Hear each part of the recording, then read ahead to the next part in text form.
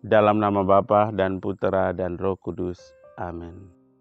Bapak, Ibu, Saudara-saudari yang terkasih, jumpa lagi dalam Renungan Harian Komsos Keuskupan Agung Merauke, hari Kamis tanggal 21 Oktober 2021.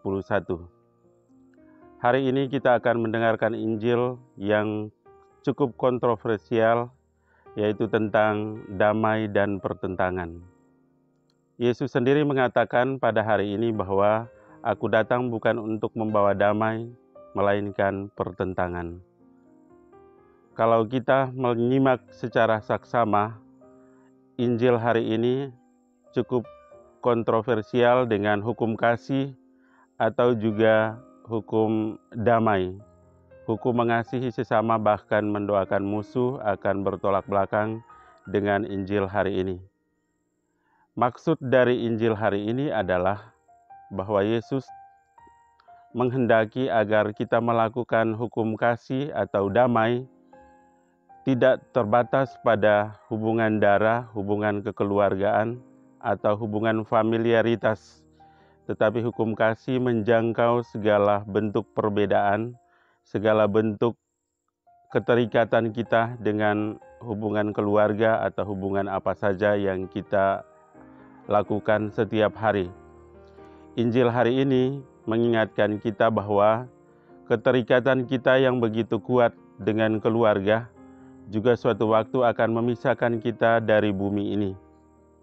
Maka damai yang juga diangkat oleh Yesus pada hari ini cukup kontroversial tadi, mengingatkan kita bahwa ketika kita akan meninggalkan dunia ini, segala keterikatan kekeluargaan itu akan lenyap, akan hilang dari muka bumi ini.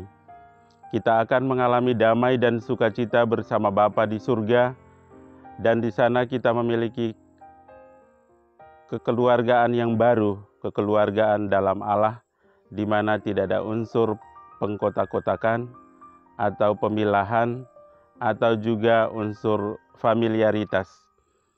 Bapak, Ibu, Saudara-saudari yang terkasih, hari ini kita juga disadarkan bahwa segala bentuk pertentangan yang terjadi di dalam dunia ini akan berakhir dengan bencana, bukan damai. Maka kita bisa sejenak berefleksi, apakah damai sudah kita wujud nyatakan dalam hidup kita sehari-hari? Kalau kita melihat di belahan bumi mana saja, orang selalu mendengungkan tema damai. Di Papua umumnya selalu dikatakan Papua tanah damai, Papeda, Papua tanah damai. Mungkin baik ilustrasi gambaran Papua tanah damai membuat kita terinspirasi untuk menciptakan damai di tanah ini, menciptakan sukacita Injil di zaman digitalisasi ini, agar damai masuk dalam hati kita terutama, dan kita akan menularkannya kepada sesama kita di mana, kapan kita berada. Saudara-saudari yang terkasih, ajakan Yesus hari ini mengingatkan kita untuk selalu kembali kepada damai yang sesungguhnya. Damai dalam hati, damai yang keluar dari dalam hati kita, menyapa semua orang di tapal batas, dan berusaha untuk menemui orang-orang yang merindukan kedamaian. Kedamaian yang universal di dalam Kristus. Semoga Injil hari ini memampukan kita untuk menjadi agen-agen perubahan di masa pandemi COVID ini, terutama kita sebagai umat Katolik mampu untuk menjadi murid-murid yang selalu cinta akan damai, bukan pertentangan. Mungkin kita belajar dari Injil hari ini yang cukup bertolak belakang dengan kenyataan hidup sehari-hari.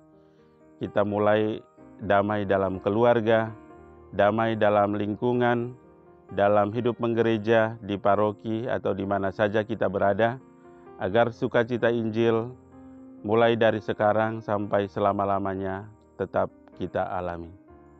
Semoga demikian. Dalam nama Bapa dan Putera dan Roh Kudus. Amin.